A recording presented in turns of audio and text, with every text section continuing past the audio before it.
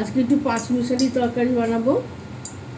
পাঁচমিশালি তরকারি বানাতে আমার এই যে এখানে 5 রকম তরকারি কেটে নিয়েছি। কুমড়ো, আলু, বেগুন, গাটি কচু, ঝিঙে, রাঙা আলু, এমনি আলু সব কেটে নিয়েছি।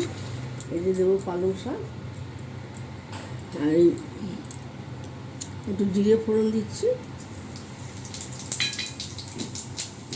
একটু কাঁচা লঙ্কা দিয়ে দিলাম, একটু টমেটো দিয়ে দিলাম,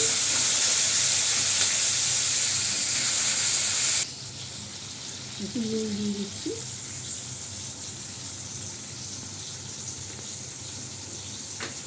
এই তরকারিটা খেতে খুব ভালো লাগে। আজকে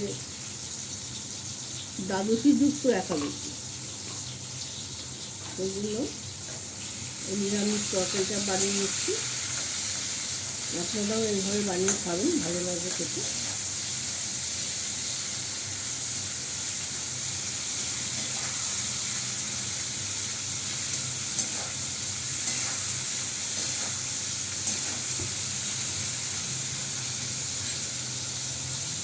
এই তরকারিটা দিয়ে দিচ্ছি।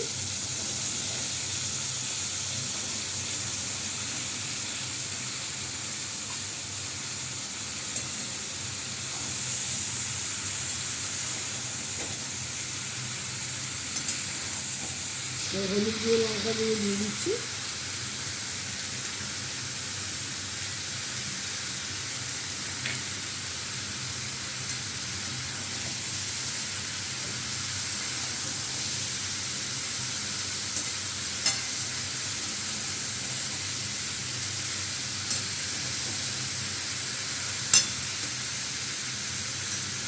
একটু ঢাকা দিয়ে রাখি, এবার ব্লকটা নিয়ে পরে আসছি।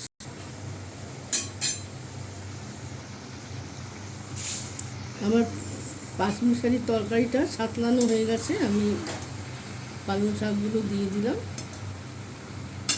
এখন একদিন নরম হবে। শীতকালের তরকারি, এই তরকারি এক বাটি তরকারি খেলেই হয়ে যায়।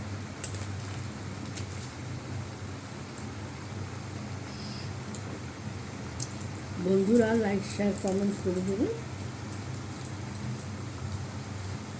ফেসবুক থেকে দেখলে ফলো করে দেবেন পেজটা,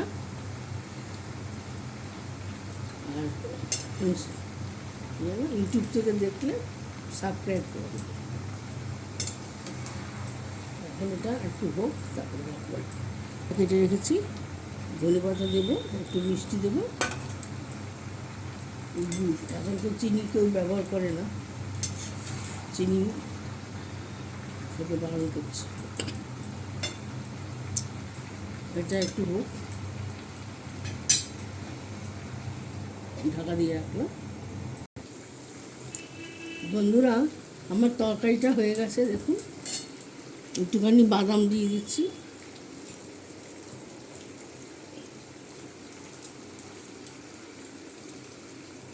বাদাম একটুখানি গুঁড়ো করে দিয়ে দিলাম, একটু মিষ্টির জন্য একটু গুড় দিয়ে দিলাম,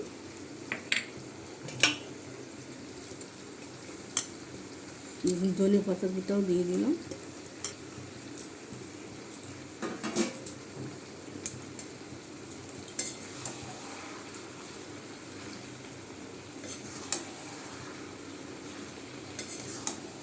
এইভাবে রান্না করে খাবেন, বানিয়ে খুব ভালো লাগে খেতে। আর এই যে ভাজা জিরে করে রেখেছি, এই জিরে ভাজাটা ছড়িয়ে দিচ্ছি, গন্ধটা ভালো হবে।